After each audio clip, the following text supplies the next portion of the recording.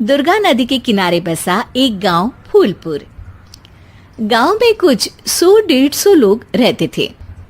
अंजलि, जो कि पास ही के जिले में रहती थी और 12वीं पास कर चुकी थी, उसके पिताजी ने बेटी को जल्दी विदा करने के लिए उसकी शादी फूलपुर गांव के मुकेश से करवा दी थी। मुकेश कभी स्कूल नहीं गया था और इस कारण वो पढ़ा लिखा नहीं था और बाकी गांव वालों की हालत भी मुकेश जैसी ही थी। मुकेश के घर में उसके माता पिता भी रहते थे। सासू माँ, मैं बाहर मंदिर तक जा रही हूँ, आधे घंटे में आ जाऊंगी। अरे अभी कहीं जाने की जरूरत नहीं है, चुपचाप जाके रसोई में रात के खाने की तैयारी करो। और ये घूंघट क्यों हटा लिया है तुमने? क्या पता नहीं कि इस गांव में औरतें बिना घूंघट के नहीं रहती? रात में अंजलि छत पर जाकर अपनी मम्मी से बात कर रही होती है। तभी गांव की 3-4 औरतें उसे देख लेती है और दरवाजे पर आकर उसकी सास से शिकायत करने लगती है।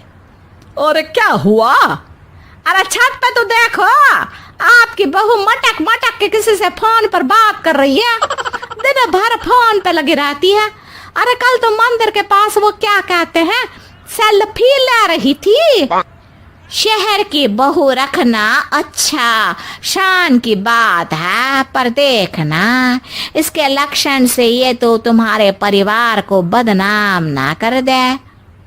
ये पहली बार नहीं था जब सास से गांव के लोगों ने अंजलि की बुराई या शिकायत नहीं की हो। अब तो ये रोज की बात थी।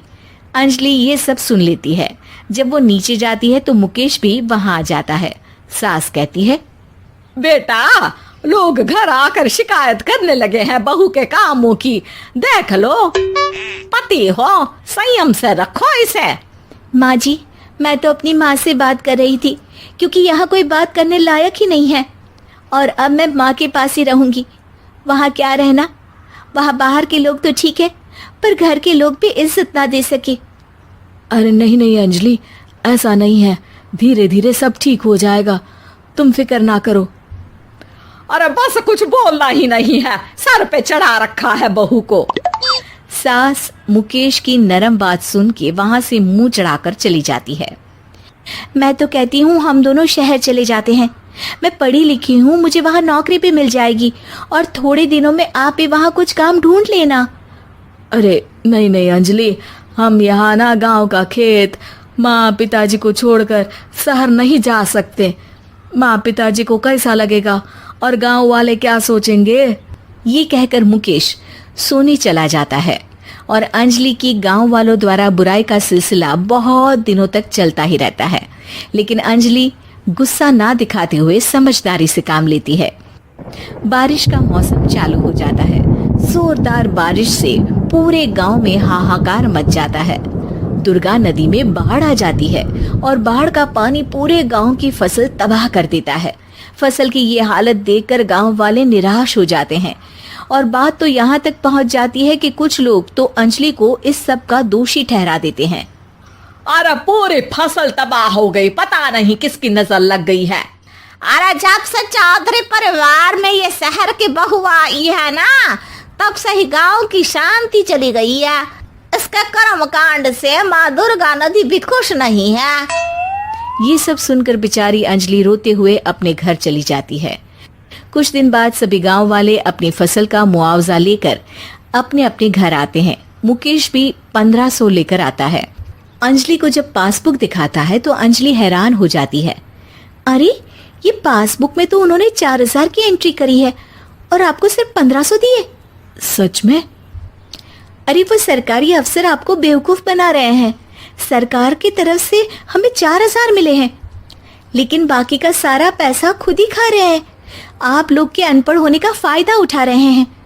ये सब सुनकर मुकेश परेशान हो जाता है लेकिन अंजलि उसे हिम्मत से काम लेने को कहती है और सुबह होते ही मुकेश को पंचायत कार्यालय ले जाती है और साथ में गांव के और लोगों को भी। आप सरकारी बाबू क्या गांव के लोगों को बेवकूफ समझते हैं?